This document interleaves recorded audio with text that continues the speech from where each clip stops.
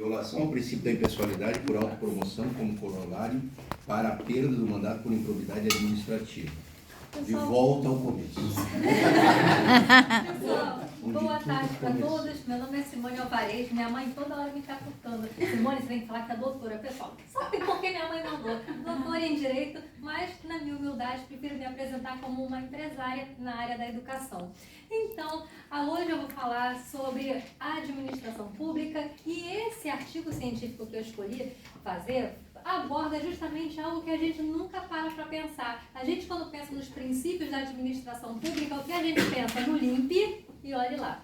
E nesse caso, eu quis trazer o princípio da impessoalidade como algo cuja violação leva a uma perda severa, que é a perda do mandato. E nesse ponto pode vir a configurar um ato de improbidade administrativa, e é algo que a gente nunca pensa e faz parte do nosso dia a dia.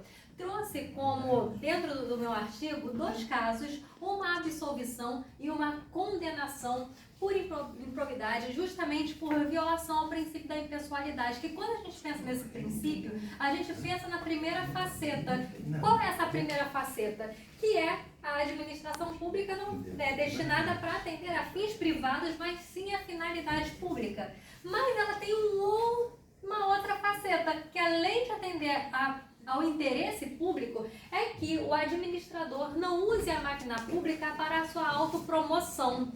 E isso acontece muitas vezes quando o administrador usa essa máquina pública para fazer panfletos, fazer propagandas, divulgando não exatamente o trabalho da prefeitura, mas sim o trabalho próprio. Quando a gente fala em direito administrativo, a gente verifica que nós temos uma teoria chamada teoria eclética da manifestação desse órgão administrativo. A vontade não é do administrador. Não é, por exemplo, o prefeito X que está atuando, mas a prefeitura X que está atuando. E também a gente não pode desconsiderar, claro, tem o critério subjetivo, que é a vontade desse administrador de fazer algo, e também a manifestação do órgão, que, claro, depende dessa vontade desse administrador. Entretanto, nos casos que eu trouxe, foram promovidas 2 ações civis públicas promovidas pelo Ministério Público para poder questionar a improbidade ocorrida tanto em Santa Catarina quanto no Pará.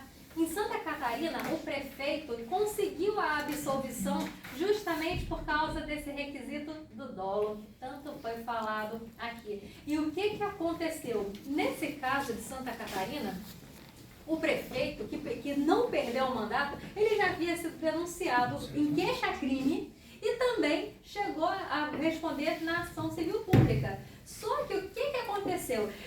Ele alegou que não conseguiram demonstrar o dolo, que houve cerceamento da defesa e que ele não tinha como saber que o material de marketing oferecido em Joinville estava, na verdade, promovendo a ele.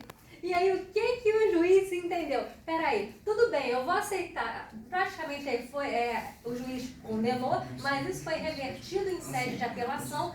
E no caso entenderam o seguinte: olha, vamos reverter essa apelação, vamos reverter essa decisão de primeiro grau, porque de fato não teve como comprovar o dolo por parte do Ministério Público, mas fica a ressalva em um voto dissidente em que um dos desembargadores falaram o seguinte: é muito estranho que se aceite com tamanha facilidade o argumento do eu desconheço o que o meu marqueteiro faz, porque acaba que isso, de certa forma, mostra que, será que temos um bom prefeito que não conhece o que os funcionários do mais alto escalão do que eu faço está fazendo? Como é que eu não vou saber o que o meu marqueteiro faz? Pois bem, ele foi absolvido. Já no Pará, a situação foi diferente. Houve a perda do mandato da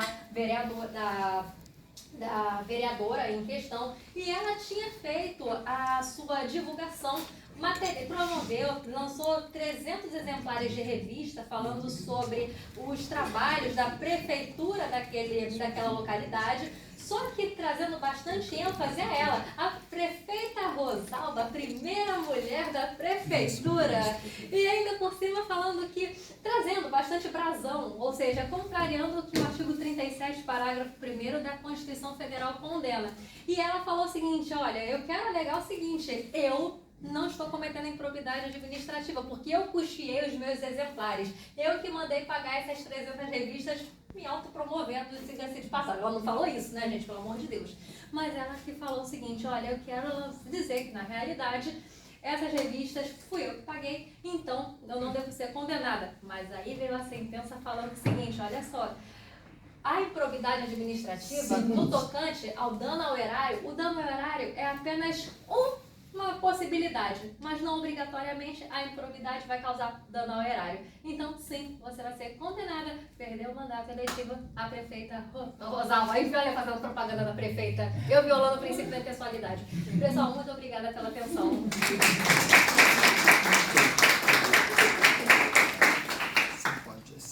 Na cidade de tudo pode virou táxi, viu? Não existe só que manda todas as secretarias nas suas páginas postarem parabéns ao prefeito. Ai, meu Deus. Parabéns ao prefeito, foi ótimo. Parabéns ao prefeito. Obrigada, professoria.